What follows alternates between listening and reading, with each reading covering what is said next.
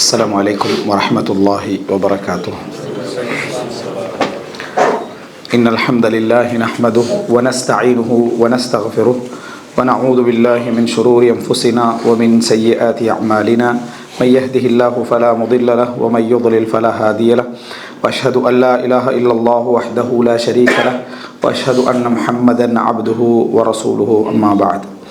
அன்புள்ள சகோதரிகளே, ரமதான் சில நினைவூட்டல்கள் என்கின்ற இந்த தலைப்பிலே சில விடயங்களை இந்த இடத்திலே உங்களுக்கு மத்தியிலே ஞாபகப்படுத்திக் கொள்ளலாம் என்று நினைக்கிறேன். ஃபதக்கிர் ஃபஇன்ன ذிக்ரா தன்ஃபஉல் முஃமினீன். ஞாபகப்படுத்துங்கள், ஞாபகப்படுத்துவது முஃமின்களுக்கு பயனளிக்கும் என்கின்ற அடிப்படையில் நாம் ஏற்கனவே ரமதான் தொடர்பாக நிறைய கேட்டிருப்போம், நிறைய படித்திருப்போம், நிறைய வாசித்திருப்போம், நிறைய புரிந்திருப்போம். அவைகளில் நாங்கள் மறந்து போனவைகளை ஞாபகப்படுத்துகின்ற முகமாகவும் எமது உணர்வுகளிலே இருக்கக்கூடிய சோர்வுகளை ஆர்வமூட்டுகின்ற விதமாகவும் வரக்கூடிய அல் குர்ஆன் சுன்னாவுடைய செய்திகளையும் சலஃபுகளுடைய செய்திகளையும் இந்த இடத்திலே உங்களுக்கு மத்தியிலே சுருக்கமாக எனக்கும் உங்களுக்கும் ஞாபகப்படுத்திக் கொள்ளலாம் என்று நினைக்கின்றேன். அன்புள்ள சகோதரர்களே, ரமதான் என்ற அந்த மாதம் எம்மை அணுகுகிற நேரத்திலே இயல்பிலேயே நாம் வளர்க்கப்பட்ட அந்த ஃபித்ரா, நாம் இந்த உலகத்திலே முஃமின்களாக முஸ்லிம்களாக பிறந்து உருவாக்கப்பட்ட அந்த இஸ்லாமிய சூழல் எமது உள்ளத்திலே ரமதான் மாதம் வருகிற நேரத்தில் ஒரு வணக்க வழிபாடுகளுக்கான ஒரு இயற்கையான ஒரு ஆர்வத்தை என்ன செய்துவிடும், பெற்றுக்கொண்டு விடும். நாம் வாழ்ந்த சூழல், நாம் வளர்க்கப்பட்ட சூழல், நாம் உருவாகிய சூழல் மார்க்க சூழலாக இருந்தால், அது சாதாரணமான ஒரு மார்க்க சூழலாக இருந்தாலும் கூட ரமதான் என்று வருகிற நேரத்தில் மார்க்கத்தை கடைபிடிக்க வேண்டும். இது போன்ற விஷயங்களை என்ன செய்ய வேண்டும், அதாவது நமக்கு மத்தியில் உருவாக்கி கொள்ள வேண்டும். வணக்க வழிபாடுகளிலே உறுதியாக இருந்து கொள்ள வேண்டும். பாவங்களை விட வேண்டும். இரவிலே நின்று வணங்க வேண்டும். குர்ஆன் ஓத வேண்டும் போன்ற சிந்தனைகள் எல்லாம் எமது உள்ளத்திலே தானாகவே துளிர்விட ஆரம்பிக்கும். ஆனால் இப்படி துளிர்விடக்கூடிய இந்த எண்ணங்களும் சிந்தனைகளும் எம்மிடத்திலே ஒரு ஃபித்ரா அடிப்படையில், அதாவது நாம் வளர்க்கக்கூடிய நம்ம இருக்கக்கூடிய சூழ்நிலை அடிப்படையில் உருவானவைகள். இதுக்கு பின்னால் ஃபித்ரா என்பது பலமாக இருந்தாலும் கூட, இயல்பாக உருவாகக்கூடிய அந்த எண்ணம் பலமாக இருந்தாலும் அவைகளை நாம் மார்க்க அடிப்படைகளின் ஊடாக, குர்ஆன் ஹதீஸ்களின் ஊடாக, விளக்கங்களின் ஊடாக உறுதிப்படுத்தாது விட்டால் அந்த உறுதி என்ன செஞ்சிடும் என்று சொன்னால் ஆட ஆரம்பிச்சிடும். அது நிலையாக என்ன செய்யாது, நிற்காது. காரணம், நாம் அதனுடைய பலகீனங்களை புரிந்து கொள்ளாமல் இருந்தால், அதனுடைய பலங்களை நாங்கள் தெரிந்து கொள்ளாமல் இருந்தால் அந்த உறுதி என்ன செய்துவிடும், மாற ஆரம்பித்து விடும். அதனால் இந்த ரமலான் தொடர்பான சில உள்ளம் சார்ந்த போராட்டங்களோடு சார்ந்த ஒரு சில விஷயங்களை நினைவூட்டலாக செய்யலாம் என்று என்ன செய்கிறேன், நினைக்கிறேன். அதில் மிக முதலாவதும் மிக பிரதானமான ஒரு அம்சம் என்ன அப்படி என்று சொன்னால், மனிதன் இந்த ரமலானுக்குள்ளே நுழைகிற நேரத்திலே அவனது உள்ளத்திலே உறுதி ஏற்பட வேண்டும் என்று சொன்னால் முக்கியமான சில அடிப்படைகளில் ஒன்று, மிக பிரதானமான அடிப்படைகளில் ஒன்று என்ன அப்படின்னு சொன்னால், எல்லா அமல்களுக்கும் இது பொருந்துமாக இருந்தாலும் கூட இந்த ரமலான் என்பது ஒரு மனிதர்கள் செய்யக்கூடிய வணக்க வழிபாடுகளிலேயே ஒரு மாத காலம் என்ற ஒரு இபாதத் இருக்குமா இருந்தால் அது என்ன, ரமலான் தான். தொழுகையோ நோன்போ ஜக்காத்தோ ஹஜ்ஜோ இவைகளை எடுத்துக்கொண்டால் டெய்லி நம்ம 5 நேரம் தொழுவதாக இருந்தாலும் கூட அந்தந்த நேரங்கள் அது முடிஞ்சிடும். ஆனால் ரமலானை பொறுத்த வரைக்கும் ஒரு மாத காலம் அதனுடைய எல்லா வணக்க வழிபாடுகளும் கோர்வையாக என்ன செய்யும், நடந்து கொண்டே இருக்கும். அப்படிப்பட்ட நடந்து கொண்டிருக்கக்கூடிய ஒரு அமலை பொறுத்த வரைக்கும் மிகப்பெரிய மற்ற வணக்கங்களை விட ஒரு மிகப்பெரிய ஒரு தயார் நிலை ஒன்று வேண்டும் என்ற ஒரு மாத கால போராட்டம் அது. மனிதன் இந்த மாதிரியான ஒரு வணக்க வழிபாடுகளிலே ஈடுபடக்கூடிய நேரத்தில், வணக்க வழிபாடோடு நம்மை எதிர்கொள்ளக்கூடிய நேரத்தில் 3 விஷயங்கள் அந்த அமல்களில் நடக்க இருக்கிறது. அதை புரிந்து கொண்டோம் என்றால் நமது உறுதி விஷயத்திலே தளர்வு வராமல் அறிவோடு இருப்பதற்கு, உறுதியோடு இருப்பதற்கு அது உதவியாக என்ன செய்யும், இருக்கும். முதலாவது, எந்த ஒரு வணக்க வழிபாடுகளுக்கும், ரமலான் போன்ற வணக்க வழிபாடுகளுக்கு தயாராகுதல் அப்படி என்பது. இஅதாத், வணக்கம் செய்யலை, ஆனால் அந்த வணக்கம் செய்வதற்கு தயாராகுதல். 2வது நிலை தான் வணக்கம் செய்தல், அந்த வணக்கத்தை ஈடுபடுதல் நாம்.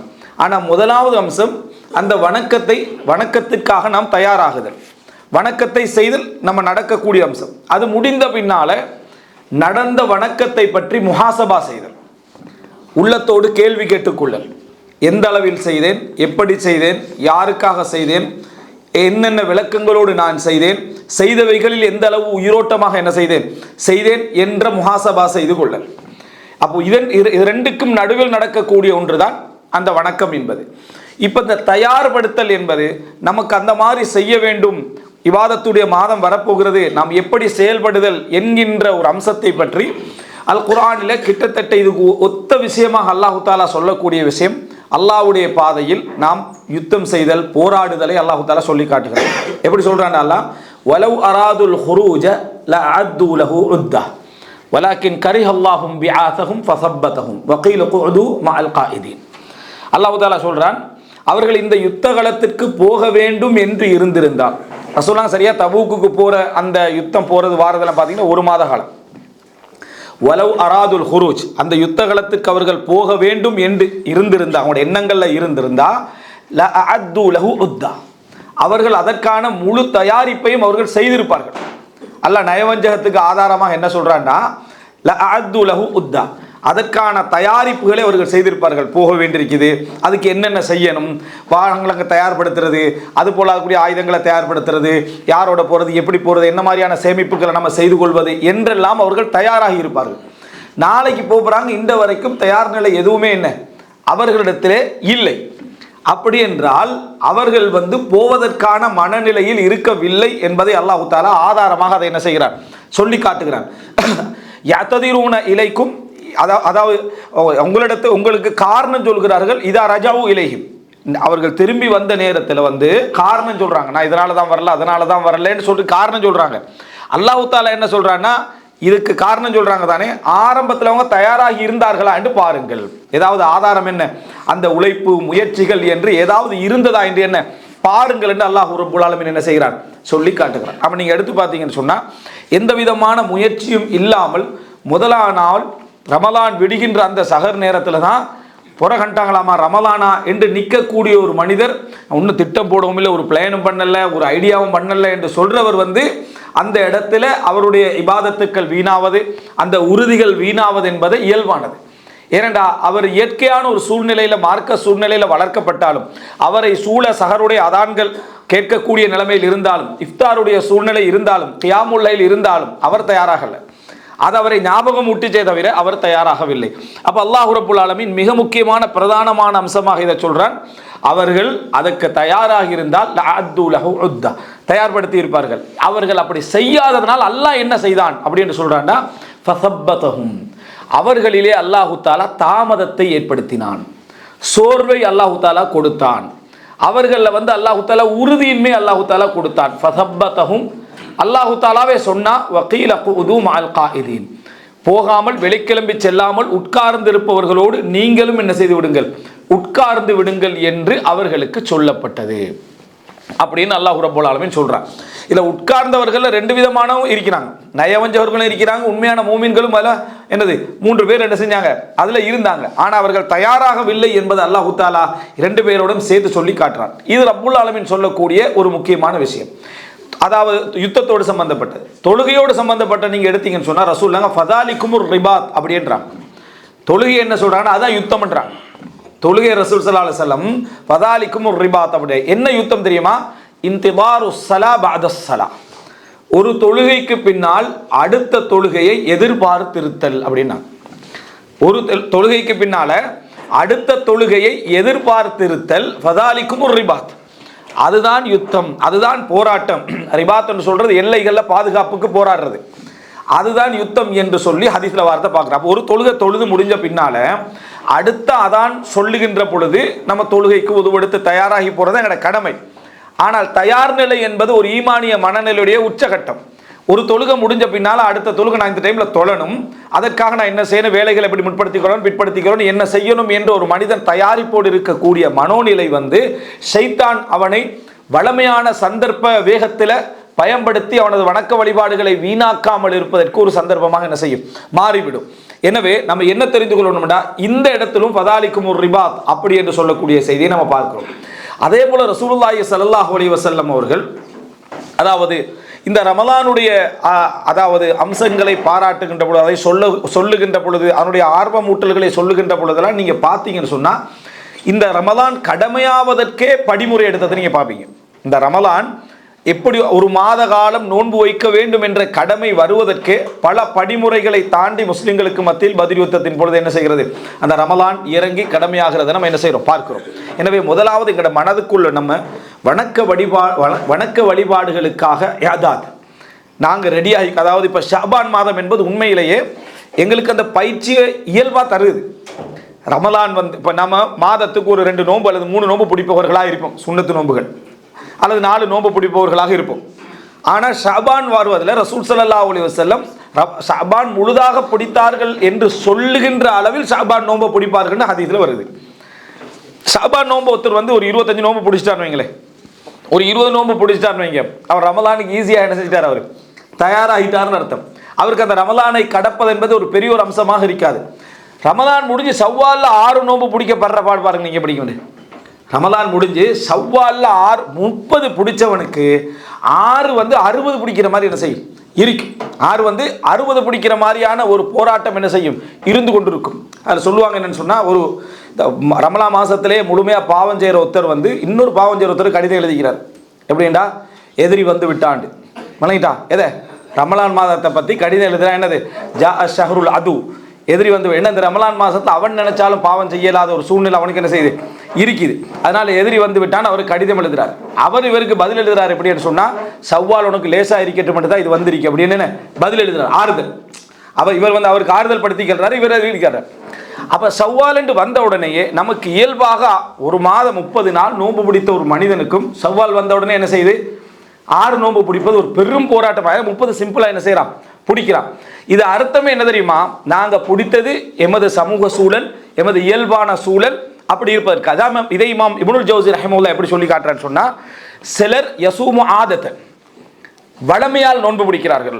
யசூமு ஆதத்தன் வளமையால் நோன்பு பிடிக்கிறார்கள். அவருக்கு நோன்பை விடு என்று சொல்லி சாட்டையால் அடிக்கப்பட்டாலும் நோன்பை விட மாட்டார். சாட்டையால் அடிக்கப்பட்டாலும் நோன்பை விட மாட்டார். ஆனால் அந்த நோன்பு பிடித்து கொண்ட நிலையிலேயே பலரோடு புறம் பேசுவார், பலருடைய சொத்தை அபகரிப்பார், வட்டி கூட எடுப்பார், பலருக்கு அநியாயம் கூட செய்வார், பலவிதமான வேலைகளும் சில பொழுது தொடாம கூட இருப்பார். ஆனால் யசூமு ஆதத்தை அவருடைய வளமையில் அவர் நோன்பை என்ன செய்வார், அவர் பிடிப்பார். இப்படி உள்ள மக்களை நம்ம பார்க்குறோமா இல்லையா? அதாவது அவரால் நோன்பை விடுவதென்பது உமிழ்நீரை கூட அவர் ஒழுங்காமல் துப்பிக்கின்றிருப்பார். உமிழ்நீரை கூட விழுங்காமல் நோன்பு முறிஞ்சிருமோன்னு துப்பிக்கின்றிருப்பார். ஆனால் புறம் பேசுவதில் இருந்து மற்ற பாவங்கள் செய்வதில் இருந்து தொழுகையில் கூட கவனம் இல்லாமல் எதுவுமே கவனம் இல்லாமல் இருப்பார். ஆனால் நோன்பை கரெக்டாக என்ன செஞ்சிருவார், பிடிச்சிருவார். இது என்னது, அவருடைய இயல்பால சமூக சூழ்நிலையால் அவருக்கு வளமையாகினதே தவிர மற்றபடி எதுவும் இல்லை. இப்னு அப்பாஸ் ரலியல்லாஹு அன்ஹு, அபூ ஹுரைரா ரலியல்லாஹு அன்ஹு சொல்கிறாங்க, என்ன, நான் வந்து அதாவது பகிரங்கமாக மக்களுக்கு மத்தியில் நோன்பை விடுவது எனக்கு விருப்பமானது ஒருவரை பற்றி புறம் பேசுவதை விட ரமதான்ல நோன்பு பிடித்த நிலையில். அப்போ எனவே வளமையால் நம்ம நோன்பு பிடிப்பதனால தான் ரமதான் முடிஞ்ச உடனே 6 நோன்பு என்பது நமக்கு 60 நோன்பு மாதிரி என்னது அது இருக்கக்கூடிய நிலைமை பார்க்குறோம். இந்த வளமையை ஏற்படுத்துவதற்கு இஸ்லாம் உறுதியை வளர்க்கறதுக்கு தான் ஷாபான் வந்து எங்களுக்கு ஒரு பயிற்சியாக தரப்படுது. ஷாபான்ல ஒருவர் வந்து அதிகமான நோன்பு பிடிக்கிற ஒரு வளமை இல்லாது விட்டாலும் கூட ஒரு முயற்சியும் எடுத்தாருன்னு வைங்களேன், 10 நோன்பு பிடிச்சிட்டாருன்னு வைங்க, வளமையான நாட்களை விட கொஞ்சம் கூட பிடிச்சிருப்பாரு. இப்படி பிடித்தவருக்கு தடை தான் வருது ஹதீஸ்களில், நீங்கள் ஷாபானோடு ரமலானை சேர்த்து விட வேண்டாம். அப்போ அந்த சமுதாயம் எங்கே இருக்கு, நம்ம எங்கே இருக்கிறோன்னு பாருங்க.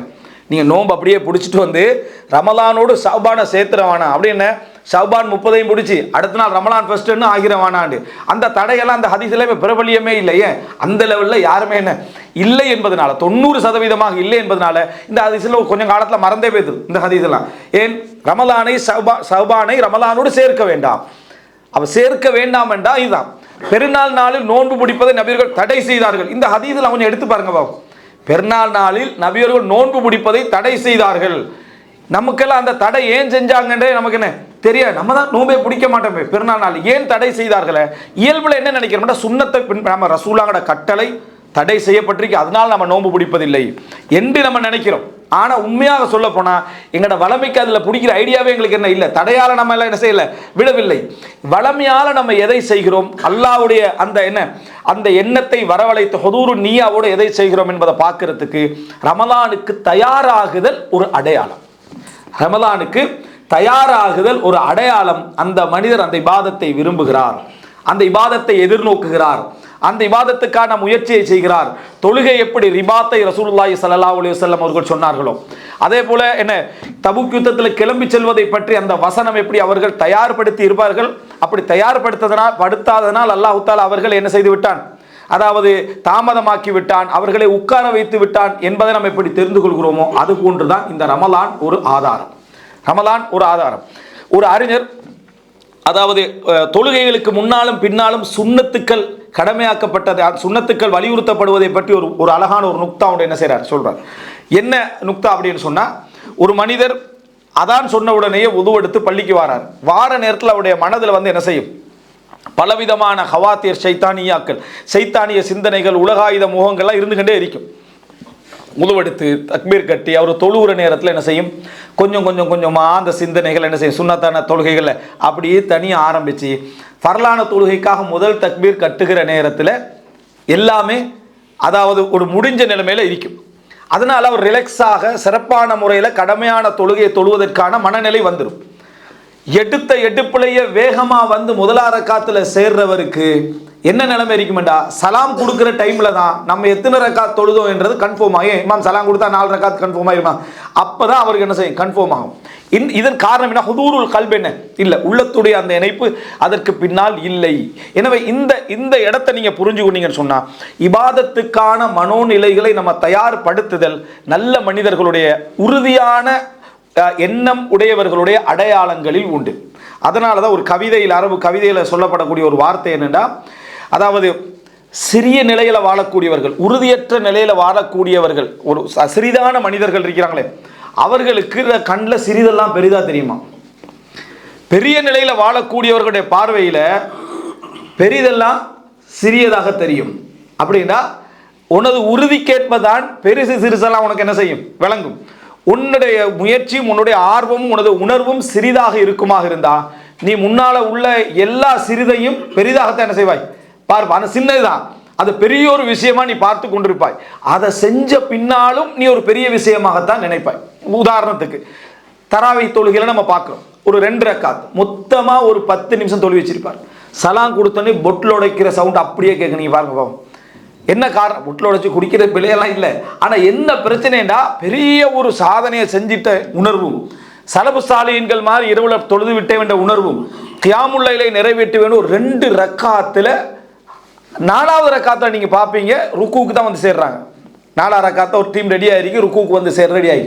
இத்தனைக்கும் 11 ரக்காத்து ஒரு அவர் தொழ போகிற தொழுகையில் ஒரு அல்லாஹு தாலா ரஹ்மத் செய்து விதிவிலக்காக கொடுத்த மக்களை தவிர எங்களுடைய சப்ஜெக்ட் எல்லாம் என்னென்னா, நாங்கள் செஞ்ச அந்த 1 மணி நேர தொழுகை என்பது எங்களுடைய நாங்கள் சிறியவர்களாக இருப்பதனால அது பெரியசா எங்களுக்கு என்ன செய்யுது, எங்களுக்கு விளங்குறத பார்க்குறோம்.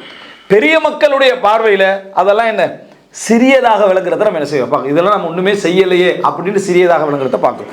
இதுதான் தயாராகி உள்ள அதற்குள்ள நுழையக்கூடிய மனிதருடைய நிலைமையும் தயாராகாமல் நுழையக்கூடிய மனிதர்களுடைய நிலைமையும் இதுதான் என்பதை நம்ம என்ன செய்ய வேண்டும், புரிந்து கொள்ள வேண்டும். அடுத்தது நீங்க பாருங்க, இந்த அதாவது ஒரு மனிதன் வந்து தயாராகுதல் என்கின்ற பகுதிக்கு அடுத்த கட்டமாக என்ன சொல்லப்படுது, அந்த அமல் செய்யறது. அதனுடைய பகுதி நம்ம நிறைய பேசிக்கிறோம் உணர்வோடு. முடிஞ்ச பின்னால முஹாசபா செய்யறது. முதலாம் நோம்பு முடியுது, நீங்க சஹர் செஞ்சு அன்றைக்கு நாள் முடிஞ்சிட்டு முதலாம் நோம்பு முடியுது, இஃப்தாரை முடிச்சிட்டீங்க, இஷாவுக்கு பிறகு தராவியும் தொழுது முடிச்சிட்டீங்கன்னா ஓரளவுக்கு உட்கார்ந்துரு. முஹாசபா பெரிய ஒரு அமல், முஹாசபத்துனா சுய பரிசோதனை பெரிய ஒரு அமல்.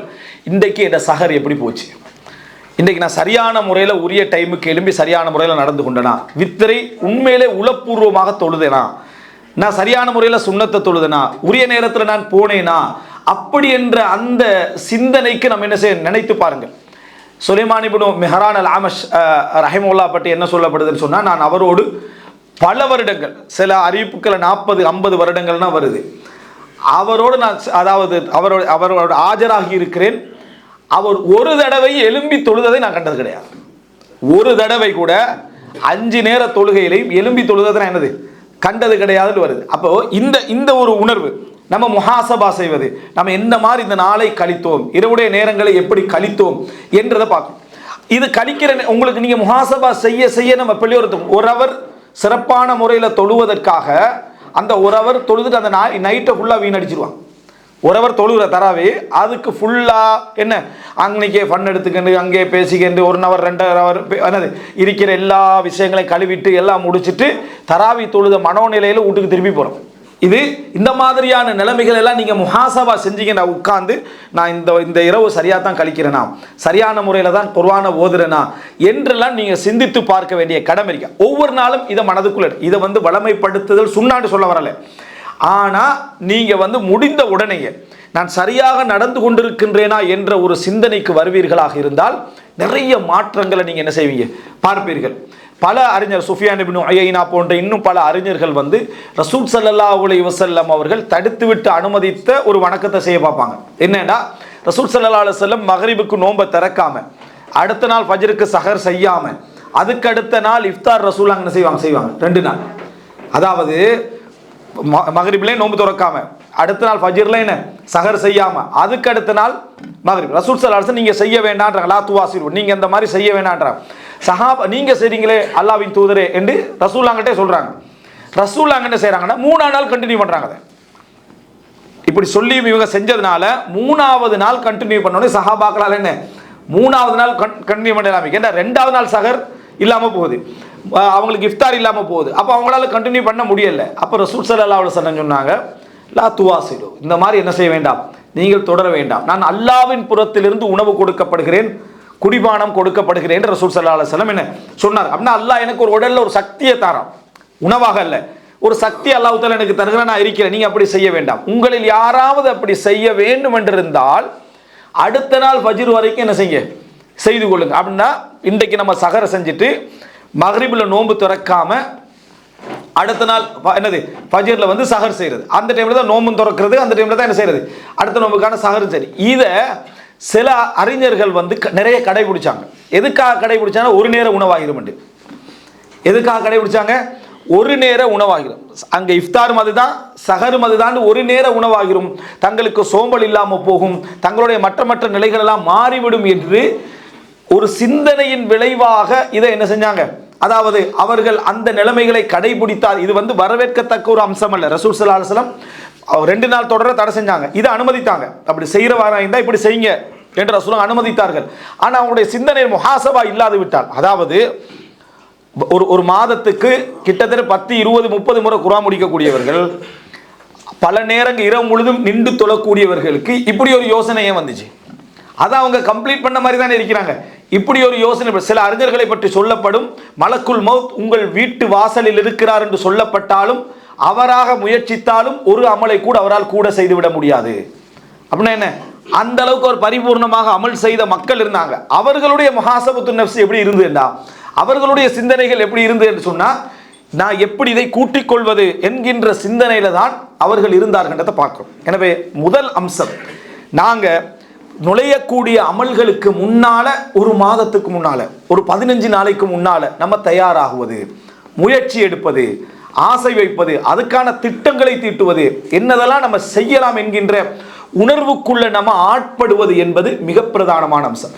அந்த அமலம் அண்டைக்கு செஞ்சு முடிந்த பின்னால அந்த விஷயங்கள் சரியாக செய்தோமா, பிழையாக செய்தோமா, என்ன மாதிரி செய்த, ஏன் என்ன ஆர்வம் குறைஞ்சது, எது எனக்கு டிஸ்டர்பாக என்ன செஞ்சது அமைஞ்சது, எந்த வளமை டிஸ்டர்பாக, சின்ன வளமைகள் எங்களுக்கு டிஸ்டர்பாக அமைஞ்சிடும். சின்ன சில வளமைகள் அதை நம்ம மாற்றவே மாட்டோம். வாழ்க்கையில் பெரிய வளமையெல்லாம் மாற்றிடுவோம். தொழிலை மாற்றிடுவோம், ஊட்ட மாற்றிடுவோம், நிலத்தை மாற்றிடுவோம், நாட்டையே மாற்றிடுவோம். சின்ன வளமை இருக்கு, அதை மாற்றவே மாட்டோம். சின்ன வளமைகள், பிரஷை இங்கே தான் வைக்கணும்டா, அது 10 வருஷமாக மாற்றத்துக்கு ட்ரை பண்ணிட்டு, ஒரு லொக்க மாற்றுறதுக்கு ட்ரை பண்ணிட்டு, ஒரு கீட்டை மாற்றுறதுக்கு ட்ரை பண்ணிக்க மாட்டான். ஆனால் ஊட மாற்றிப்பான், நாட்டை மாற்றிப்பான், என்னமெல்லாம் மாற்றிப்பான், சின்னதை மாற்றி. இதுதான் நம்மளோட லைஃபே மாற்றுறது. எது? இந்த எட்டோமிக் ஹேபிட்னு சொல்றாங்களே, சின்ன அணுவிதமான மாற்றங்கள் லைஃப்ல எல்லாம். எங்க நம்ம பெளியூர தராவி போறதானே முடிவு எடுத்திருந்தோம், உறுதியா தானே இருந்தோம், ஏன் போகலன்னா ஒரு இடத்துல டீ குடிக்கிற வளமே வச்சுக்கோம், அந்த இடத்தா நமக்கு டிஸ்டர்ப் ஆகுதுன்னு நமக்கு விளங்காது. அங்கிருந்தா எல்லாமும் தலைகுலன்னு விளங்காது. ஒரு அதை மாற்றி விட்டீங்கடா லைஃப்ல எல்லா செக்ஷனும் என்ன செஞ்சிடும், மாறிடும். அந்த ஒன்று அவதானிக்காம இருப்போம். இதை நீங்க முஹாசபா செய்ய எது நம்மளே திசை திருப்பி விடுது, எது நம்மளே பிரட்டி விடுகிறது என்பதை நீங்க என்ன செஞ்சிடலாம், கண்டுகொள்ளலாம். இந்த பகுதியை நீங்க மிகவும் கவனத்தில் எடுக்க வேண்டும்.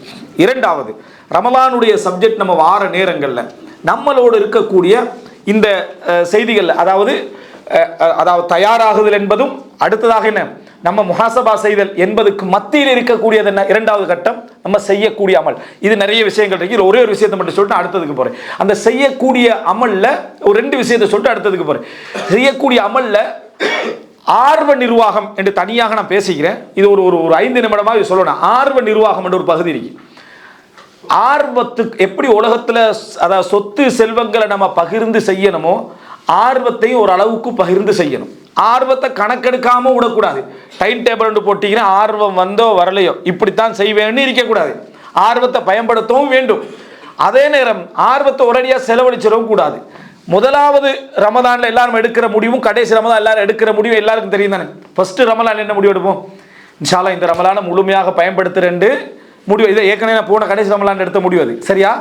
ஒழுங்கா பயன்படுத்தணும் அப்படின்னு முழுமையாக இபாதத்து அது இது பள்ளிகள் யார் யார் இந்த காரியம் எந்த இடத்துல வாராரு, குர்ஆன்ல இது தஜ்வீத் குர்ஆன் இருக்கான்னு அதையும் கேட்டு இப்படி ஃபுல்லா நம்ம ஒரு ப்ரிப்பேர் ஆகிடுறது. எல்லாம் ப்ரிப்பேரேஷன் முடிஞ்சு உண்மையாகத்தான் இருப்போம். 1 நாள் 2 நாள் 3 நாள் 4 நாள் அழகா உண்மையாகவே இருப்போம். திடீர்னு நமக்கு ஒரு பக்கம் குர்ஆன் மிஸ் ஆகிடும். ஒரே ஒரு பக்கம் முழுசா மிஸ் ஆகல. ஆனா சைத்தான் ஒரு கவலையை தருவான். பாத்தீங்களா? ஈமானிய கவலையோடு தருவான். என்னடா மிஸ் ஆகிட்டாயோ நீ இதான் உன்னால ஏலான்றதுக்கு இதான் மெயின் காரணம். இது யார்? நசீஹத் இப்லீஸ். விளங்கிட்டா? இப்லீஸுடைய காரணம் மனிதனண்டா பிழை செய்வான், செய்யலாம போகுன்ற இடத்துல திருப்பி அதை அவன் மறுபடியும் எடுத்துக்கொள்ளணும் பண்ணி இப்லீஸ் சொல்ல மாட்டான். அவன் என்ன சொல்லுவானோ இதுதான் உன்னோட முடிவுகள் எதுவுமே உனக்கு நல்லா அமைகிறது இல்லை. இப்போ இன்றைக்கு மிஸ் ஆக்கினா நாளைக்கு இன்னொரு பக்கம், அதுக்கு இருந்தால் இன்னொரு பக்கம், ஒரு ஜூஸு, அவ்வளோதான். முதலாவது 2வது ரமலானில் இந்த பிள்ளை நடந்தோடனே சொல்லுவான். நீங்கள் என்ன செய்வீங்கன்னா சேர்த்து நாளைக்கு ஓதிடுவோம், அதுக்கு அடுத்த நாள் ஓதிடுவோம். இப்லீஸ் சொல்ல இப்லீஸ் சொன்னது சரியாக தான். ஆனால் இப்லீஸ் சொன்னது சரியாகிக்க நினைக்க மலக்கு சொன்னது சரியாகிக்கிறன்ற மாதிரி நினச்சிக்கிறது. இப்படியே ஒரு 15 நோன்பு தாண்டுற டைம்லேயே மனசு உடஞ்சிருது. என்னடா இந்த ரமலான் இப்படியே போயிட்டு இன்ஷா அல்லாஹ் லைலத்துல் கத்ரியாவது ஒழுங்காக பயன்படுத்திக்கொள்வோண்டு. அப்புறம் பயானெல்லாம் கேட்போம். லைலத்துல் கத்ர் எந்த ராவண்டு என்னது உறுதி இல்லைன்னா அப்போ கடைசி 10 செய்யணுமாமே அப்படின்னு அதில் ஒரு கேள்வி கேட்டே காலத்தக்கள் 27 சூர் தானா 23 சூர் தானாண்டு இப்படி கடைசியாக 29ஆம் நோன்பு வார டைமில் நசீஹத் இப்லீஸ் என்ன இந்த ரமலான் முடிஞ்சு ஹலாஸ். இனி அடுத்த ரமலானாவது என்ன நம்ம ஒழுங்கா இன்ஷா அல்லாஹ் அடுத்த ரமலானில் நம்ம ஒழுங்கா இருப்போம் என்று முடிவோட பெருநாள் நாளை என்ன செஞ்சிடும் வந்துடும். இது ஒவ்வொரு ரமலானும் எங்களுக்கு இப்லீஸுடைய உபதேசம் என்ன செய்யுது நடந்துக்கிட்டு தான் இருக்கு. இதுக்கு முக்கியமான மிகப்பெரிய காரணம் நான் ஏற்கனவே சொன்ன 2. அடுத்தது மிகப்பெரிய காரணம் ஆர்வ நிர்வாகம். ஆர்வ நிர்வாகம் 2 வகையில் பிள்ளை வருது. ஒன்று ஆர்வத்தை கணக்கெடுக்காமிக்கிறது. ஆர்வத்தை கணக்கெடுக்காமிக்கிறேன்னு சொன்னால் குர்ஆன் ஓதுறதுக்கு ஒரு டைம் டேபிள் போட்டு கொடுத்தாங்க, பார்த்து கண்டிப்பீங்க. அது எப்படின்னா என்ன, நீங்கள் ஒவ்வொரு 20 பக்கம் குர்ஆன் இருக்குது, அதனால் ஃபஜ்ருக்கு பிறகு நீங்கள் இவ்வளோ ஓத 4, லுஹருக்கு பிறகு 4, அசருக்கு பின்னால் 4, மகரிபுக்கு பின்னால் 4, இஷாவுக்கு பின்னால் 4 ஓத மாட்டீங்க. விளங்கிட்டா? ஒரு நாளும் இயலாது. என்ன காரணமாக அது முடியாது அப்படின்னா இது இமாம்களுக்கும் சலப்பு சாலியன்களுக்கும் இதை போட்டு கொடுத்தா அவங்க ஓதுவாங்க. ஏன்னா அவங்க ஆல்ரெடி மனசை கட்டுப்படுத்தி ஒரு இடத்துல வைக்கிறதுக்கு வஸ்பிர் நஃப்ஸக மஅல்லதீன யதுஊன ரப்பஹும் பில் கதாத்தி வல் அஷி யுரீதுன வஜ்ஹா. நஃப்ஸை நல்லவர்களோடு பொறுமையாக வைக்கக்கூடிய ஆற்றலுக்கு பயிற்சி உள்ளவங்க. அந்த பொறுமை இல்லாதால தான் டைம் டேபிளே கேட்டோம். வணங்கிட்டா? இந்த டைம் டேபிள் எப்படி இருக்கேன்டா, ஃபஜ்ர் தொழுது முடிஞ்சனே 4 பக்கம் ஓதிடுவோம். ஃபஜ்ருக்கு பிறகு லுஹருக்கு பிறகு ஜம்மு செஞ்சு ஓதுறேன். இப்போ அசருக்கு பிறகு 8 பக்கம். சரியா? எல்லாத்தையும் தராவீக்கில் கெப் ஒன்று கிடைக்குமா? இப்போ அசருக்கு ஓத கிடைக்கல, அதில் ஓதிட்டு பார்த்தா ஒரு ஜூஸு மிஸ் ஆயிரும். ஓத மாட்டோம் தான். இசாக்கு பிறகு ஒரு ஜூஸு மிஸ் ஆயிரும். அதனால் நாளைக்கு சேர்த்து ஓதுனா 2 ஜூஸு மிஸ் ஆயிரும். நம்ம எந்த டைம் டேபிளையும் கடைபிடிக்க போகிறது இல்லை. முதலாவது உங்களுக்கு ஒரு ஆர்வத்தை அல்லாஹ் தந்திக்கிறான். டைம் டேபிளில் இப்படி பிரிக்கக்கூடாது. அந்த ஆர்வத்தை என்ன ஓரளவு பயன்படுத்தணும். உங்களுக்கு எது ஆர்வமான நேரம் என்று பார்த்து அதில் ஹிஸ்ப ஓதணும். அதான் சலஃபுகளோட வளமை. விளங்கிட்டா? ஆயிஷா அதாவது தூங்குறதுக்கு முன்கால ஒரு ஹிஸ்ப ஓதிடுவாங்க. அதை மறந்தால் ரசூலுல்லாஹ் ஹதீஸ் சொல்லி தராங்க. நீங்கள் வளமையாக ஓதி வரக்கூடிய ஒரு பகுதியை மறந்தால் அதை நீங்கள் அடுத்த நாள் லுகருக்கும் சுபகுக்கும், அதாவது சுபகுக்கும் லுகருக்கும் இடையில ஓதுவார்களாக இருந்தால் அவர் இரவில் ஓதியவரை போன்று அவருக்கு நன்மை எழுதப்படும் ஹதீஸ் வருது. அப்போ வளமையாக ஓதி வரக்கூடிய உண்டை நீங்கள் மறந்துட்டீங்கன்றாலே உங்களுக்கு அடுத்த நாள் ஃபஜ்ருக்கும் லுஹருக்கும் இடையில நீங்கள் ஓதுனீங்கன்னா இரவில் ஓதிய நன்மை எழுதப்படும். மறதி மனிதனுக்கு வரும் என்பது தானே. அப்போ அந்த அடிப்படையில் நீங்கள் ஒரு நேரத்தை வச்சு உங்களுக்கு ஆர்வமான நேரம் எதுன்னு பாருங்க. சில வேளை ஆர்வமான நேரம் 7 நாளைக்கு ஃபிக்ஸ் பண்ண வேணாம். ஏன்னா வேலைக்கு போகிற நாள் அது ஆர்வமான நேரம் ஆகிக்காது. ஓய்வு நாளில் உண்டு ஆர்வமான நேரம் ஆகிருக்கு. டக்குன்னு மாற்றிக்கங்க. சரியா? மாற்றி ஆர்வமான நேரத்தில் நிறைய ஓதுங்க. ஒரு 10 பக்கம் 15 பக்கம் ஒரு ஜூஸ் ஓதிடுங்க. ஆர்வம் இல்லாத நேரத்தில் இந்த ஒரு பக்கத்தை கடைபிடிங்க, பிரச்சனை இல்லை. 2 பக்கத்தை கடைபிடிக்க பிரச்சனை இல்லை. இப்படி செஞ்சீங்கன்னா ஆர்வத்தையும் நீங்க எடுத்துக்கொள்றீங்க, மற்றதையும் ரசூல் ஸல்லல்லாஹு அலைஹி வஸல்லம் என்ன சொல்றாங்கடா, இன்ன லிகுல்லி அமலின் ஷிர்ரத்தன், ஒவ்வொரு அமலுக்கும் ஒரு வேகம் உண்டு. ரசூலுல்லாஹ் ஒவ்வொரு அமலுக்கும் ஒரு வேகம் உண்டு. வலி குல்லி அமலின் ஃபத்ரத்தன், ஒவ்வொரு அமலுக்கும் ஒரு சோர்வு உண்டுன்னா. அந்த அதாவது ஒரு அமல் செய்ய போறீங்கன்னா அது வந்து மிச்ச ஆர்வமா செய்யற கட்டம் ஒன்றும் இருக்கும், நீங்க போராடி செய்ய வேண்டிய ஒரு கட்டம் ஒன்றும் இருக்கும். ஒரு நல்ல ஒருவர் என்ன செய்வார்ன்றா ரெண்டையும் பேலன்ஸ் பண்ணிக்கிறது என்ன செய்வார், அது போவார். எனவே இந்த விஷயத்துல நீங்க ஒரு மிக முக்கியமான ஒரு கவனம் செலுத்திக்கோங்க இந்த அமல்களை. இது இந்த நடுவில் செய்யக்கூடிய அமல்கள்ல இன்னும் மிக முக்கியமான ஒரு பிரதானமான ஒரு பகுதி என்ன அப்படி என்று சொன்னால், நம்ம செய்யக்கூடிய அதாவது இந்த அமல்கள் என்ற பகுதியில் எப்படி நம்ம கவனம் செலுத்துகிறோமோ அதுபோல தவிர்த்தல் என்ற பகுதியில் ஒரு கவனம் செலுத்துங்கள். தவிர்த்தல் என்ற பகுதியில் ஒரு கவனம் செலுத்துங்கள். தவிர்த்தல்னா நம்ம ரமதான்ல வந்து முஃப்சிதாத்து ஸௌம், நோன்பை முறிக்கக்கூடியவர்கள் என்ற இடத்துல கவனம் செலுத்துவோம். எது அது வந்து பௌதிக ரீதியாக இருந்தா, பிசிக்கலி இருந்தா கவனம் செலுத்துறோம். மற்றபடி அந்த நோன்பை கெடுக்கக்கூடிய நிறைய விஷயங்களை நம்ம என்ன செய்வதில்லை, கவனம் செலுத்துவது கிடையாது. அதாவது ரமலானை சொல்லுவாங்க எப்படின்னா, மற்ற மாதங்களை பொறுத்த வரைக்கும் நீங்க பாவங்களை கொஞ்சம் கொஞ்சமா போராடி போராடி போராடி களைகின்ற மாதம். ரமலானை பொறுத்த வரைக்கும் சத்திர சிகிச்சை செய்கிற மாதம். அப்படின்னா என்ன, ஆப்ரேஷன் ஃபுல்லா வலியோட வழியாக ரத்தம் வடிய வடிய அந்த பாவத்தை களைஞ்சி எடுத்துட வேண்டிய மாதம். அப்படிப்பட்ட ஒரு மாதத்தில் இருந்து கொண்டு அதை என்ன செய்யலாது, தடவி கொடுத்து கொண்டிருக்கக்கூடிய மாதம் உண்டல்ல. அப்படின்னா அந்த நேரத்தில் நீங்க எந்த பாவமாக இருந்தாலும் உங்களுக்கு அல்லாஹ் தந்திருக்கக்கூடிய ரமலானிய ஆர்வத்தை வைத்து முழுமையாக இந்த ரமலான்ல நான் ரமலானை கெடுக்கக்கூடிய எந்த பாவங்களையும் என்ன செய்வதில்லை என்றதை மிக உறுதியாக கொஞ்சம் கொஞ்சமா இல்லை, இந்த 30 நாள்லையும் முழுமையாக எந்த பாவங்களை நான் செய்வதில்லை என்று முழு உறுதி என்ன செய்யணும், எடுக்கணும். முழு உறுதி எடுத்தால், அதாவது உங்களோட வாழ்க்கையில் என்னென்ன பாவங்கள் இருக்கு அத்தனை பாவங்கள் எதையும் ரமலானை கெடுக்கக்கூடிய அமைப்பில் நான் செய்வதில்லை என்று எடுக்கணும். அதுக்கு மிக பொருத்தமான ஒரு சப்ஜெக்ட் என்ன அப்படின்னு சொன்னால், நீங்க உங்களை ஆய்வு செய்து கொள்வதற்கு, நான் சரியாக இருக்கிறேன் என்று சொல்வதற்கு அந்த புறம் பேசுவதை தவிர்த்து கொள்ள. புறம் பேசுறதை நீங்க தவிர்த்து மட்டும் பாருங்க. அது வந்து என்னது, அது சொல்றது என்னது, அதாவது இந்த ஹத்வத் இப்லீஸ் வச்ச காலடி தான் அது. அதை நீங்க எடுத்து பாருங்க, அதோட சேர்ந்து நிறைய பாவங்கள் போயிடும். ஆனா ஒரு சோதனையை சந்திப்பீங்க. நீங்க தவிர்க்க நினைச்சாலும் சூழல்ல உள்ளவங்க பேச நினைப்பாங்க. நீங்க பழக்க தோஷத்தில் இருக்கிறதால பேசினது புறமாண்டு உங்களுக்கும் தெரியாம பேசுறோம். வணங்கிட்டா பேசியது புறமாண்டு உங்களுக்கும் தெரியாத ஒரு கட்டம் வரும். எல்லாம் முடிஞ்சபோது தான் பேசின ஃபுல்லா புறமா தான் என்னது, அப்பதான் உங்களுக்கு விளங்கும். இந்த மாதிரி ஒரு கட்டமாக இருந்தா நீங்க என்ன தெரிஞ்சுக்கணும்னு சொன்னா, ஒருத்தர் புறம் பேசுறாரு, பேசாதீங்க என்று சொல்வதை அவர் அதீத பிரசங்கித்தனமாக திடீரென எடுப்பார் என்கின்ற சூழ்நிலை உங்களுக்கு இருக்குமா இருந்தா, நீங்க எந்த பதிலும் சொல்லாதீங்க, அதை ஆதரிக்காதீங்க, அல்லது வார்த்தையில உம்மட்டு கூட என்ன செய்யாதீங்க, அதுக்கு சப்போர்ட் பண்ணாதீங்க, அமைதியாயிருங்க. ஒரு நாள் போக 2 நாள் போக அவரே சில பொழுது என்ன புறம் பேசாமிக்கிறது முடிவெடுத்துக்கிறீங்களோ அப்படின்னு ஒரு கேள்வி கேட்பாரு. அதுல நீங்க அமைதியாயிருங்க, அதை சிரிச்சு இதாக்கிறவான், அது வேற கதைக்கு மாத்துங்க. கொஞ்சம் ஒரு போராட்டத்தை என்ன நீங்க செய்து பாருங்க, தீமைகளை தவிர்த்தல்ன்றது. எனவே இந்த முதல் பகுதியில நீங்க எடுத்து, அதாவது ரமலானுக்காக தயார் நிலை ஆகுதல் என்ற பகுதியும், அந்த தயார் நிலையை பற்றி நம்ம முஹாசபா செய்கின்ற என்ற பகுதியும், நடுவில் நம்ம செய்யக்கூடிய அமல்கள் என்ற பகுதியும், தவிர்த்தல் என்ற பகுதியும், இது மிக முக்கியமான முதல் அம்சமாக, முதல் பாயிண்டாக நீங்க விளங்குங்க. இரண்டாவது அம்சம், இதெல்லாம் நிறைய விரிவான உதாரணங்களோடு சொல்ல வேண்டியது, என்றாலும் அந்த அடிப்படைகளை சொல்லிடுறேன். இரண்டாவது அம்சம் என்ன என்றா, இந்த ரமலானை நாம் நெருங்குகிற நேரத்தில், ரமலானுக்குள்ள நம்ம நுழைகிற நேரத்தில் இரண்டாவது அம்சம் என்னென்றா, நாம் தவிர்க்க வேண்டிய பாவங்கள் என்றைக்கு தானே, இதை ஒன்று விடாமல் தனிமையில் இருந்து ரமலானுக்கு முன்னால பட்டியல் போட்டுக்கொள்றது மனதில் ஒன்று விடாமல். நான் ஏற்கனவே சொன்ன விஷயங்கள் ரமலானை பாதிக்கக்கூடிய, இது அப்படி இல்லை, என் லைஃபையே பாதிக்கக்கூடிய ஒன்று விடாமல் எது இஸ்திசாலாக என்னிடத்துல வந்து அத்திவாரம் போல பாவமாக பதிஞ்சிருக்கக்கூடிய விஷயங்கள் என்ன, ஆழமாக பதிஞ்சிருக்கக்கூடிய விஷயங்கள் என்ன என்று ஒரு பட்டியல் என்ன செஞ்சிருங்க.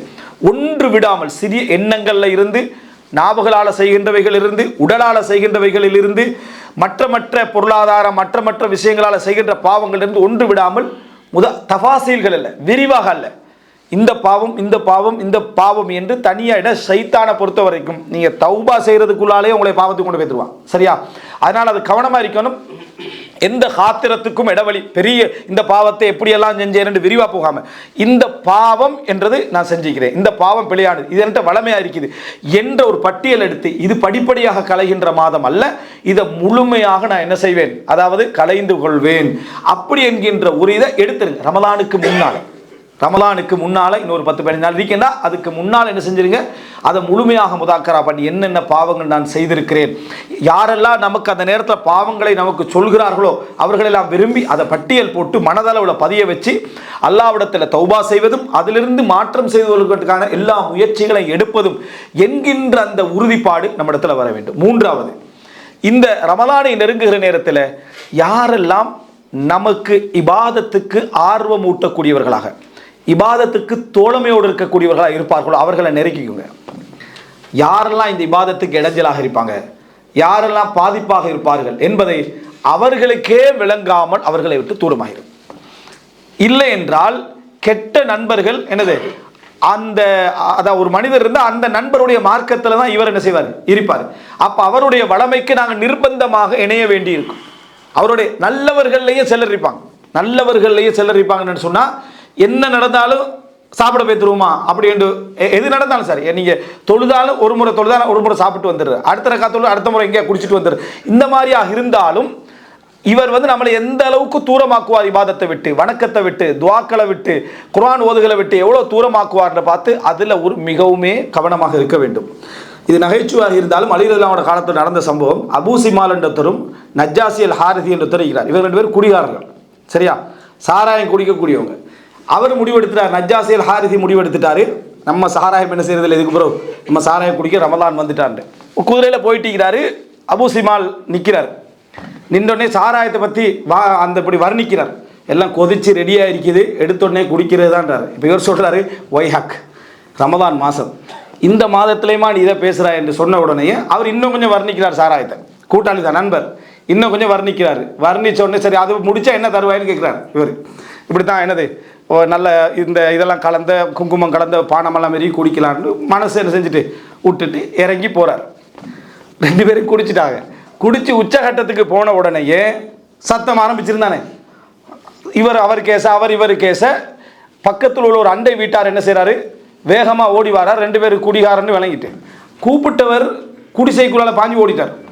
யார் கூப்பிட்டாரோ அவர் பாஞ்சு ஒரு குடிசைக்குள்ளால் பாஞ்சு ஓடிட்டார். இவர் பிடிபட்டார். யாரு சும்மா போனார், யார் தானே அவர் பிடிபட்டார். 80 கசையடி அழிகிறதுலாம் சரியா, 80 கசையடி கொடுத்துட்டு 20 எக்ஸ்ட்ரா கொடுக்குறாரு கசையடி. அப்போ கேட்குறாரு, எதுக்காக இந்த எக்ஸ்ட்ரா 20 அடியடி கேட்குறாரு, ரமதானில் குடித்ததுக்காக. இது என்ன, ரமதானில் குடித்ததுக்காக உனக்கு எக்ஸ்ட்ரா 20 கசையடி என்றாங்க. ஃபிக்குகளை இது வரும் எதுக்காகண்டா, ரமதானில் ஒருத்தர் பகிரங்கமாக இந்த மாதிரி பாவம் செஞ்சால் அவருக்குரிய தண்டனை அதிகப்படுத்தப்படும். 20 40 ஆண்டு இது இருக்குது. இதை எடுத்து பார்த்தீங்கன்னு சொன்னால் அநியாயமாக நோன்பையும் விட்டு பாவத்தையும் செஞ்சு அவர் தப்பிட்டார். கூப்பிட்டவர் வர்ணிச்சு கூப்பிட்டவர் ஓடிட்டார். சரியா, மாட்டவர் இவர். நினச்சி பாருங்க, இது நல்ல கெட்ட. இது நீங்கள் இந்த மாதிரி சொன்னது நமக்கு ஒரு நகைச்சுவான நிகழ்வு போல நமக்கு இருந்தாலும், இன்றைக்கும் இந்த குடியை விட்டு போட்டு ரமலானை தொடரணும், சிகரெட்டை விட்டு போட்டு ரமலானை தொடரணும்னு நினைக்கிற ஒவ்வொருத்தருக்கும் ஃபித்னாப்படுத்துறதுக்கு என்னது, அந்த நண்பர்கள் தான் மிக முக்கியமாக காரணமாக இருக்கக்கூடியவங்க நீங்கள் பார்க்கலாம்.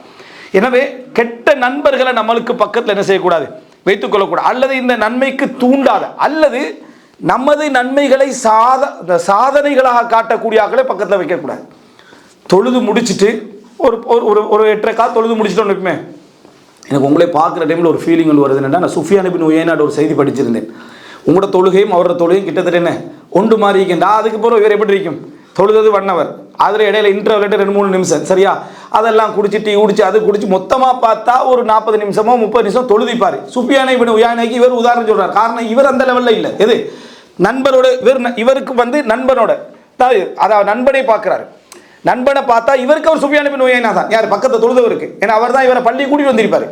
அதனால அவர் சொல்லுவார், நீங்கள் யாரை பக்கத்தில் சூழலில் வைத்துக் கொள்ளணும் தெரியுமா, உங்களை நீங்கள் அவரை கம்பேர் பண்ணி நீங்கள் பலகீனமான நிலையில் இருக்கிறீர்கள் என்று நினைக்கக்கூடியவர்களை சூழலில் நீங்கள் வைத்துக் கொள்ளுங்கள்.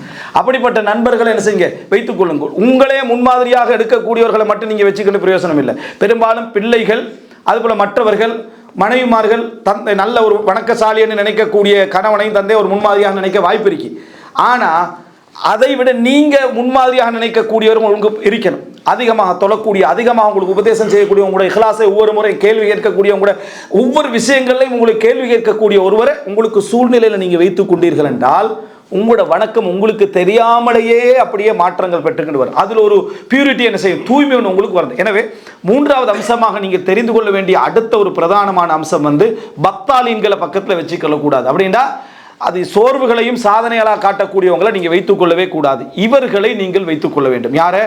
இந்த மாதிரியான நபர்களை நாங்கள் வைத்துக்கொள்ள வேண்டும் பக்கத்தில் நண்பர்களாக.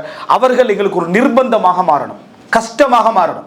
அப்படின்னா என்ன, அந்த இபாதத்து செய்வதற்கு ஒரு போராட்டமாக அவர்கள் என்ன செய்யணும், மாறணும். ஆனால் நம்ம நிர்பந்தமாக அவர்களோட போய்த்தான் ஆக வேண்டும் என்கின்ற ஒரு நிலைமை நமக்கு என்ன செய்யும், உருவாகும். அது பிறகு எங்களுக்கு ஒரு வரக்கத்தாக என்ன செய்யும், அமையும் என்பதை நம்ம தெரிந்து கொள்ள வேண்டும்.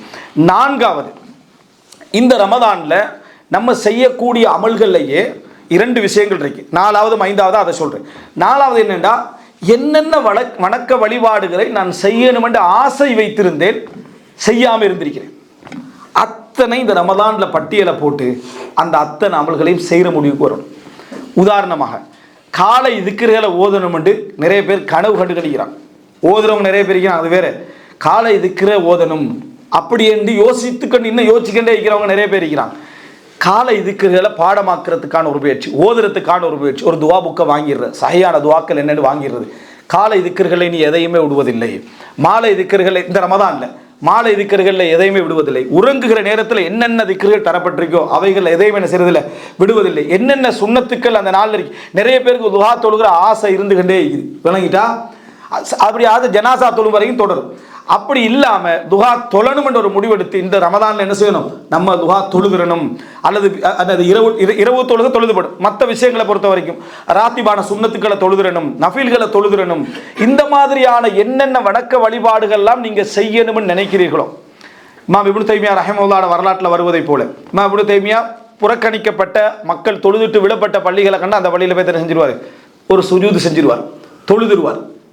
இது அவருடைய வளமைகளில் உண்டாக இருந்துன்னு வருது. என்ன காரணம் என்றால், ஏற்கனவே மக்கள் தொழுத பள்ளி இப்போ தொழுகிற இடமாக அது இல்லை, அது புறக்கணிக்கப்பட்ட நிலைமையில் இருக்கு. அங்கே ஒரு சுஜூதனை செஞ்சிருவார், செய்து விடுவார். நம்ம போகிற இடம் சில அறிஞர்களுடைய வளமைகள் இருந்தது. இதெல்லாம் அறிஞர்களுடைய வளமை நான் சொல்கிறதெல்லாம் குர்ஆன் ஹதீஸுக்கு முரண் இல்லாதவைகளை, சரியா? வளமைகள் இருந்ததுன்னு சொன்னால் சில இடங்களுக்கு நம்ம போனோம்டா இந்த இடத்துல எனக்கான அல்லாஹ்வுடைய ஒரு சுஜூத் என்ன செய்யணும், எனக்கு இருக்கணும் அப்படின்றது. ஒரு கல்லில் நின்று கொண்டிருந்தாலும் இங்கே ஒரு 2 ரக்காத் சுன்னத்தை என்ன செஞ்சிடணும், நான் அல்லாஹ்வுக்காக எனக்கு தொழுகிறோன்னு நினைக்கக்கூடியவளை. இது மாதிரி ரமலானுடைய நாட்களில் உங்களுக்கு நீங்கள் ஆசைப்பட்ட வணக்கங்கள் நிறைய விஷயங்கள் செய்யாமல் இருப்பீங்க. நிச்சயமாக அவைகள் எல்லாத்தையும் நீங்கள் எடுத்து பார்த்தீங்கன்னா, இந்த அமல்கள் அனைத்தையும் இந்த ரமதானில் நான் செய்துவிட வேண்டும். அதுக்கார்கள் இந்த எல்லாம் அதில் முக்கியமாக திக்ருகள் என்றது. லா யஸாலு லிசானுக்க ரத்துபன் மின் திக்ரில்லா, அல்லாஹ்வை திக்ர் செய்வது உங்களோட நாவு வந்து என்னது, ஈரமாகிக்கொண்டே இருக்கட்டும் என்று ரசூலுல்லாஹ் சொல்கிறாங்க. இதை இப்னு கைம் அல் ஜௌஸியா ரஹிமஹுல்லாஹ் அவர்கள் வழங்கப்படுத்தார். எப்படி வழங்கப்படுத்துறாருண்டா, திக்ர் ஒரு மனிதன் இப்போ ரமதானில் புரிஞ்சு கொள்வதற்காக சொல்கிறேன், திக்ர் செய்கிற ஒரு மனிதனுக்கு வந்து 2 நிலை இருக்கும். ஒன்று நாவு திக்ர் செய்யும், உள்ளம் திக்ர் செய்யாது. இன்னொன்று வந்து உள்ளம் அல்லாஹ்வை பற்றி நினச்சிட்டு இருக்கும், அல்லாஹ்வுடைய அல்லாஹ் எனக்கு செஞ்சவைகள் என்ன நினச்சிட்டு இருக்கும், அந்த நன்றியை நினச்சிக்கிட்டு இருக்கும். ஆனால் வாய் என்ன செய்யாது, திக்ர் செய்யாமல் நினச்சிக்கிட்டு இருக்கும். அல்லாஹ் தஆலா இவ்வளோ தந்திக்கிறான், இந்த மாதிரி எனக்கு இபாதத்தை தந்திக்கிறான் நினைச்சுக்கிட்டு இருக்கும். இது வந்து திக்ருல் கல்ப். ஆனால் வாயால் திக்ர் செய்யாது. சில மனிதர்களை அல்லாஹ் தஆலா உள்ள திக்ரில் இருந்து, உள்ளம் சிந்திக்கக்கூடிய திக்ரில் இருந்து அதை ஞாபகம் ஊட்டி வாயால் திக்ர் செய்ய வைப்பாங்க. அப்படின்னா என்ன, அல்ஹம்துலில்லாஹ்.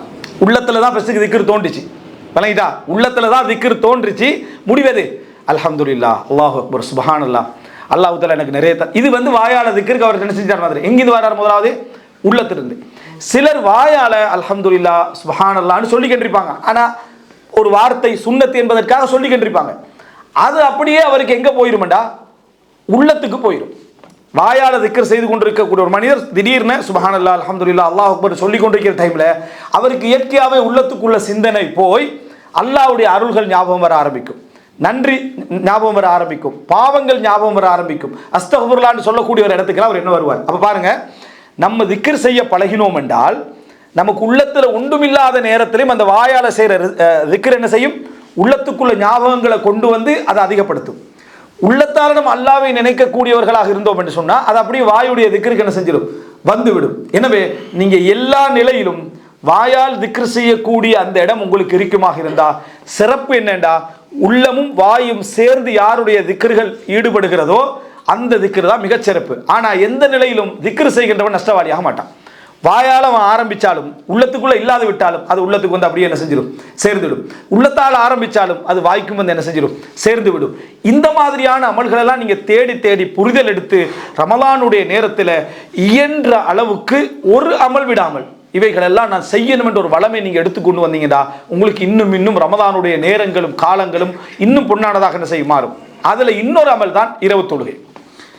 நம்ம இரவு தொழுகையுடைய சட்டங்கள் அவைகள் எல்லாம் ஒரு பகுதி இருக்குது. ஆனால் சலவுகள் வந்து அந்த இரவு தொழுகையை ரசித்த ஒரு ஒரு ஒரு 5 நிமிடங்கள் அந்த விஷயத்தை நான் சொல்லிடுறேன். ரமலானுடைய தொழுகையை பற்றி பொதுவாக இரவு தொழுகை பற்றி ரசூலுல்லாஹ் யாருடைய இரவு தொழுகை சிறப்பான தொழுகைன்னு சொன்னாங்க? எந்த நபருடைய தொழுகை சிறப்பான தொழுகைன்னு சொன்னாங்க? தாவூத் அலைஹிஸ்ஸலாத்துடைய தொழுகை. யாருடைய தொழுகை? தாவூத் அலைஹிஸ்ஸலாத்துடைய தொழுகையை தான் ரசூல் ஸல்லல்லாஹு அலைஹி வஸல்லம் சொன்னாங்க. அதாவது தாவூத் அலைஹிஸ்ஸலாம் தொழுகின்ற இரவு தொழுகை தான் சிறந்த என்று சஹீஹ் முஸ்லிமில் என்ன செய்கிறது செய்தியை நம்ம பார்க்குறோம். அவர் என்ன செய்வார்ன்னு சொன்னால், யனாமு நிஸ்பஹு, இரவுல அரைவாசி தூங்கிடுவார். இரவுல அரைவாசி தூங்கிடுவார். வயகூமு சுலுசஹு, அதில் 1/3 எலும்பி தொழுவார். வயனாமு சுதுசஹு, அதில் 1/6 தூங்கி விடுவார். அதில் 1/6 தூங்கிடுவார். கணக்கு விளங்குதா? அதாவது இரவுல அரைவாசி அவர் என்ன செஞ்சிருவார். உதாரணம் 6 எடுங்க, 6ஆக பிரிச்சுடுங்க. இரவு பகுதிகளை 6ஆக பிரிச்சுட்டீங்கன்னு சொன்னால் அரைவாசி தூங்கிடுவார்னா என்ன? இப்போ கொஞ்சம் பேர் தூங்கிட்டு இப்போ தூங்கிறாங்க, சரியா? அதாவது என்னடா அரைவாசி தூங்கிடுவார்னு சொன்னால் 3, 6ல் 3 என்ன செஞ்சிருவார், தூங்கிடுவார். சரிதானே? 6ல் 3 அரைவாசி தூங்கிடுவார். 3ல் 1 எழும்புவார்டா, 6ல் 2, 6ல் 2 தானே, 3ல் 1ன்றது, சரியா? அப்போ 6ல் 2 என்ன செய்வார், எலும்பி தூரம். இப்போ 1 மிச்சம், 6ல் 1 தான் மிச்சம். அந்த 6ல் 1 என்ன செய்வார், தூங்குவார். விளங்கிட்டா? அப்போ 3 பகுதி அவர் என்ன செஞ்சிருவார், தூங்கிடுவார். அடுத்த 2 பகுதி, அதாவது 3ல் 1 வரக்கூடிய 2 பகுதி 2 2 2ஆக என்ன செய்யும், 6 வரும் தானே. அப்போ 3ல் 1 பகுதி என்ன செய்வார், எலும்பி தொழுவார். பேலன்ஸாக ஒரு 6ல் 1 இருக்கு, அதில் ஒரு தூங்கிடுவார் அப்படின்னு வருது. இதான் தாவூத் அலைஹிஸ்ஸலாத்துடைய வளமைகளில் உண்டு என்றாங்க.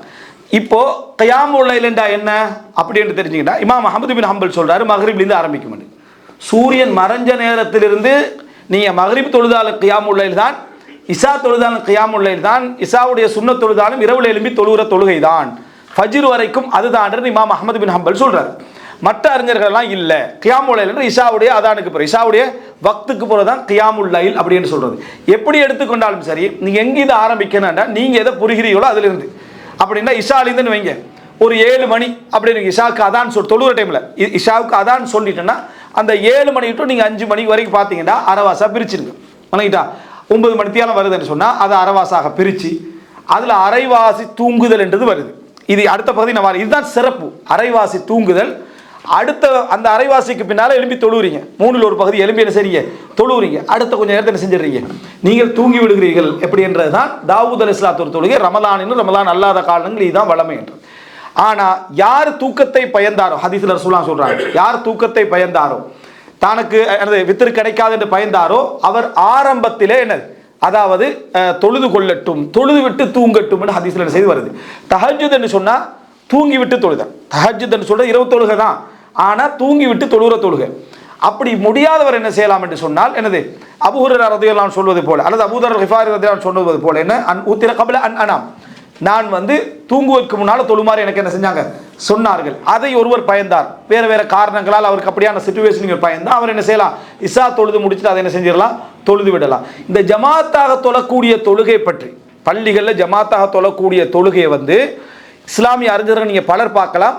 பல அறிஞர்கள் அந்த நேரத்தில் நீங்கள் தொழுவதை விட தூங்கி எழும்பி வீட்டில் தொழுகிற தொழுகை தான் என்ன சிறப்பானதுன்னு சொல்லிக்கிறாங்க. என்ன காரணமாக அதை சொல்லிக்கிறாங்கன்னு சொன்னால், அந்த நேரத்தில் நீங்கள் உள்ளத்தால் நினச்சிக்கிண்டு, நீங்கள் குர்ஆன் ஓதிக்கண்டு, விளங்கிட்டா, நீங்கள் குர்ஆன் ஓதிக்கண்டு, நீங்கள் துவா செஞ்சுக்கண்டு, உங்களுடைய முழு ஹுதூரோட நீங்கள் தொழக்கூடிய தொழுகை தனிமையில் நீங்கள் என்ன செய்றீங்க, தொழுகிறீங்க. ஆனால் யாருக்கு அதில் பயம் இருக்கிறதோ, இந்த ஆர்வம் என்று போய் இருக்கிறது நமக்கு என்ன செஞ்சிடும், இல்லாமல் போயிருமென்ற அச்சம் யாருக்கு இருக்கிறதோ அவர் என்ன செய்யட்டும், ஜமாத்தோட என்ன செய்யட்டும், தொழுது விடட்டும் என்றார்.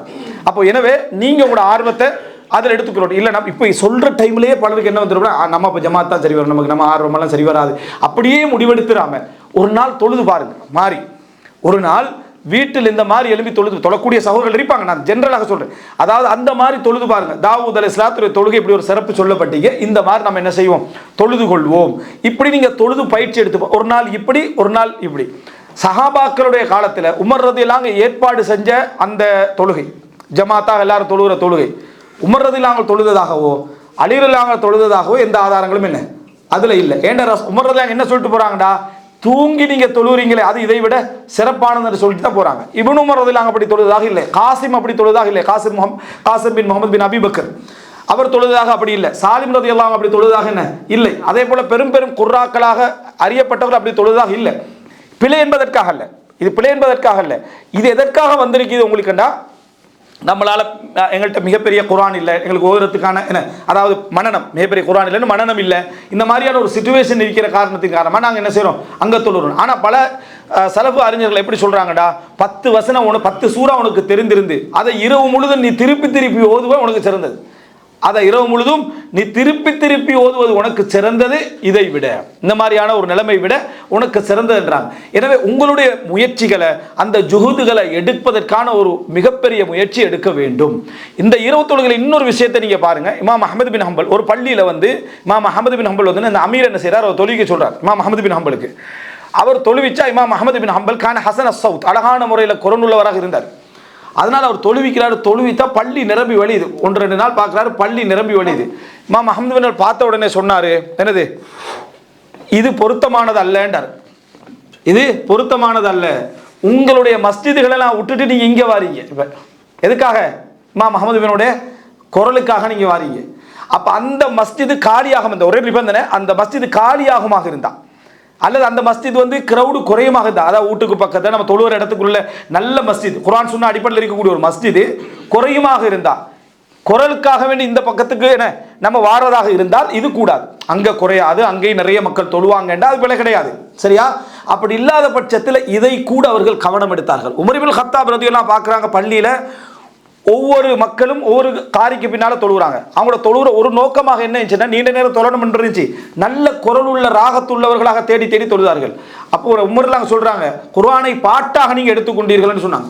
குர்ஆனை நீங்க இத்தஹல்துமுஹு அகானி, பாடல்களாக நீங்க எடுத்துக்கொண்டுட்டீங்க அப்படின்னு சொல்லி. ஷேக் பின் பாஸ் ரஹிமஹுல்லாஹ் வரலாற்றில் வரக்கூடிய ஒரு முக்கியமான குறிப்பு என்னன்னா, யார் குர்ஆனை ஓதினாலும், குரல் வளமற்றவர் ஓதினாலும் அவர் அழுவார் அப்படின்ட்டு.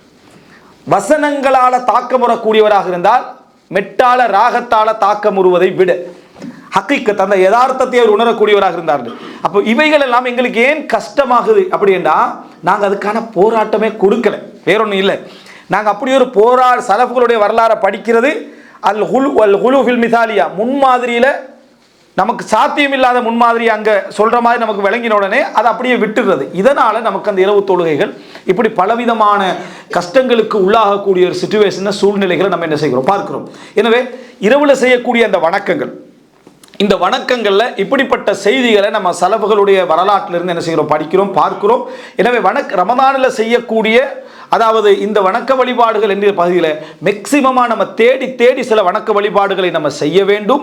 அதோடு சேர்ந்து இந்த இரவு தொழுகை விஷயத்தில் பல விதமான ஒரு கவனங்களை எடுத்து, பல்வகைமையான ஒரு கவனங்களை எடுத்து நம்ம இதில் என்ன செய்யணும், முழுமையான ஒரு ஈடுபாடை காட்ட வேண்டும். இறுதியாக அன்புள்ள சகோதரர்களே, இந்த ரமதானை பொறுத்த வரைக்கும் இந்த ரமதான் நம்மை பக்குவப்படுத்தி விட்டு வெளியேறினான், நம்மளை தூய்மைப்படுத்தி விட்டு வெளியேறினான், நமது உணர்வுகளை அதாவது மிகவும் உச்சகட்டமான நிலையை வைத்து வெளியேறினான். சில அறிஞர்கள், அல்லாஹு ஆலம், அதை நம்ம மறுக்கிறதுக்கும் இல்லை, சில அறிஞர்கள் என்ன சொல்றாங்க அப்படின்னு சொன்னால், லைலத்துல் கத்ருடைய இரவு என்று சொல்லப்படக்கூடிய இரவுகள் இருக்குதே, அதில் சில மக்களுக்கு அல்லாஹு தாலா மலக்குமார்களுடைய சலாத்தை கேட்க வைப்பான், மலக்குமார்களுடைய சலாமை அல்லாஹு தாலா கேட்க வைப்பான்.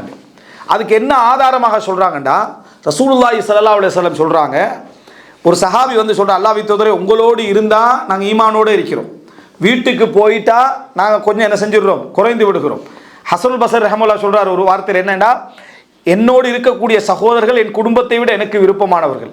ஏன்னா எனக்கு குடும்பத்துக்கு போனால் எனக்கு உலக ஞாபகம் வருது, என்னோடு இருக்கக்கூடிய சகோதரர்கள்ட்ட வந்தால் எனக்கு மறுமை ஞாபகம் என்ன செய்யுது, வருகிறது அப்படின்றாரு. இந்த மாதிரியான நிலைமையில் உங்கள்கிட்ட வந்தால் நாங்கள் ஈமானோடு இருக்கிறோம், உணர்வுகள்லாம் அதிகமாக போகுது. அங்கே போன உடனே குறைதொன்ற ரசூலுல்லாஹ் என்ன சொன்னாங்க, நீங்கள் என்னிடத்தில் இருப்பதை போலயே நீங்கள் அங்கேயும் இருந்தீர்கள் என்றால் லசாஃபஹத் குமுல் மலாயிகா, மலக்குமார்கள் உங்களுக்கு முசாஃபஹா செய்திருப்பார்கள் அப்படின்னு நினைச்சாங்க ரசூலுல்லாஹ் சொல்கிறாங்க.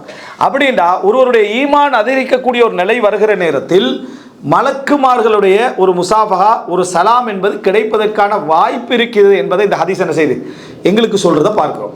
இம்ரான் இப்னு ஹுசைன் ரலியல்லாஹு அன்ஹுடைய செய்தி சஹீஹ் முஸ்லிம்ல வருது. அவர் பவாசீர்களால் பாதிக்கப்பட்டார், மூலவியாதியால் என்ன செஞ்சார், பாதிக்கப்பட்டார். அதனால மிச்சம் கஷ்டப்பட்டார், 30 வருடங்களுக்கு மேலாக கஷ்டப்பட்டார். எந்த அளவுக்கு அவர் கஷ்டப்பட்டார் அப்படின்னு சொன்னால், மலக்குமார்களுடைய சலாத்தை அல்லாஹு தஆலா அவருக்கு கேட்க செய்தான்னு பார்க்குறோம். மலக்குமார்களுடைய என்னது இன்னஹு கான யுஸல்லமு அலைஹி, மலக்குமாருடைய சலாத்தை அல்லாஹு தஆலா அவருக்கு கேட்க செய்தான் அப்படின்றத பார்க்கிறோம். ஒரு குறிப்பிட்ட காலம் அந்த சலாம்களை அவர் கேட்காம ஆகிட்டார். என்னடான்னு பார்த்தால் அந்த நோயை தடுத்துக் கொள்வதற்காக அவர் என்ன செஞ்சார், சில மருத்துவ முறைகளை செய்திருந்தார். அதனால் அந்த சலாம் என்ன செஞ்சது இல்லாமல் போச்சு. அப்படின்னு செஞ்சது பாவம்னு அர்த்தம் இல்லை, உச்சகட்ட பொறுமை ஒன்று இருக்குது. அந்த பொறுமை அவருக்கு என்ன செஞ்சது, குறைஞ்ச. அதுக்கு பின்னால் அவர் விட்டு விட்டால் சலாம் மீண்டும் மறுபடியும் என்ன கேட்க ஆரம்பித்துன்னு சொல்றாங்க. ஒரு மனிதன் ஒரு நல்ல உணர்வை பெறக்கூடிய ஒரு சூழ்நிலை வருமாக இருந்தால் அவனுக்கே தெரியும். முதலாவது சாட்சி பலில் இன்சானு அலா நஃப்ஸிஹி பஸீரா, தனக்கே மனிதன் சாட்சியாக இருப்பான். நான் உண்மையிலே இந்த ரமலானை ஒழுங்காக பயன்படுத்தினா இல்லையா, முழுமையான இரவுகளில் தொழுதனா இல்லையா, என்னுடைய தனிமையும் இறைவனோடு அந்த முஹாசபம் எப்படி இருந்தது என்றெல்லாம் அவனுக்கு என்ன செஞ்சிடும், அவனுக்கு தெரிய வரும், அவனுக்கு புரிய வரும். பல சலஃப் அறிஞர்களுடைய செய்திகளை பார்க்குறோம். ரமலானுடைய விடிவில், ரமலான் முடிஞ்சு பெருநாளுடைய காலையில் சந்தோஷமான நாளிலும் அவங்களுடைய முகத்தில் கவலைகள் தெரியும். அப்போது இந்த சந்தோஷமான நாளில் நீங்கள் கவலையாக இருக்கிறீங்களேன்னு கேட்கப்பட்டால் அவர்கள் சொன்ன பதில்கள் என்னடா, இது சந்தோஷமாக இருக்க வேண்டிய நாள்னு எனக்கு தெரியும், ஆனாலும் 30 நாளுடைய அமல்கள் ஏற்றுக்கொள்ளப்பட்டதா என்ற கவலையே என்ன செஞ்சுட்டு இந்த மாதிரி ஒரு நிலைமைக்கு வந்தது என்று அந்த சந்தோஷமாக இருக்க வேண்டும்னு ஏற்றுக்கொள்கிறாங்க. அந்த கவலையுடைய நியாயத்தையும் என்ன செய்கிறாங்க, சொல்லக்கூடிய நிலைமையை நம்ம பார்க்குறோம். அன்புள்ள சகோதரர்களே, இது நமக்கு இருக்க வேண்டும். இந்த ஒரு போராட்டம், இந்த முஹாசபா, இந்த மாதிரியான ஒரு தயார் நிலை இந்த ரமதானில் நமக்கு என்ன செய்ய வேண்டும், நிறைய வர வேண்டும். இப்படியான எண்ணங்களோடு நம்ம போவோம் என்று சொன்னான். இப்படியான எண்ணங்களோடு போவோம் என்றால் இமாம் இப்னு ஜௌஸி ரஹ்மத்துல்லாஹி அவர்கள் சொல்வது போல அந்த நல்ல மக்கள் எப்படி இருப்பார்கள் என்றால், எந்த ஒரு சிறப்பையும் விட்டு விட மாட்டார். நான் இந்த சிறப்பை செஞ்சுக்கிறேன், எனக்கு இது தேவையில்லைன்னு விட மாட்டாங்க.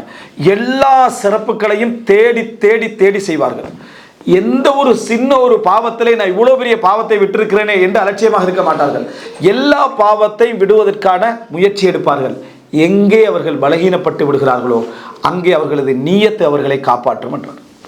அப்படின்னா என்ன, இதுலையும் மேக்சிமமான முயற்சி எடுப்பாங்க, இதுலையும் மேக்சிமமான முயற்சி எடுப்பாங்க.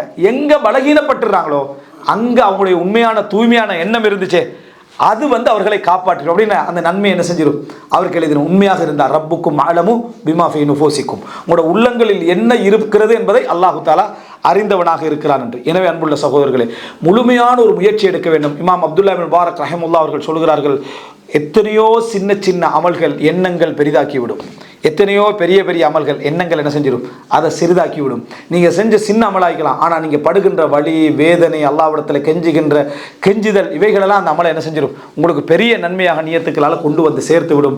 அல்லாஹ் ரப்புல் ஆலமீன் இந்த மாதத்தை புரிந்து, அதனுடைய புனிதத்தை புரிந்து, அதனுடைய சிறப்புகளை புரிந்து, இன்னும் உள்ள செய்திகளை வைத்து மனதை தயார்படுத்தக்கூடிய தொடர்கள் எடுக்கப்பட்டு நமது உள்ளத்தை வலுப்படுத்தி அந்த ரமலானுக்குள்ள அந்த ஒரு அழகிய சுமையோடு நம்ம நுழைந்து அது சுகமான ஒரு சூழ்நிலை அல்லாஹ் தஆலா எங்கள் அனைவருக்கும் தருவதற்கு தௌஃபீக் செய்தருள் புரிவானாக. ஹதமா இந்தி வல் இல்மு இந்தல்லாஹ் வ அகூலு கௌலி ஹாதா வ அஸ்தக்ஃபிருல்லாஹ் லி வ லக்கும். அஸ்ஸலாமு அலைக்கும் வ ரஹ்மத்துல்லாஹி வ பரகாத்துஹு.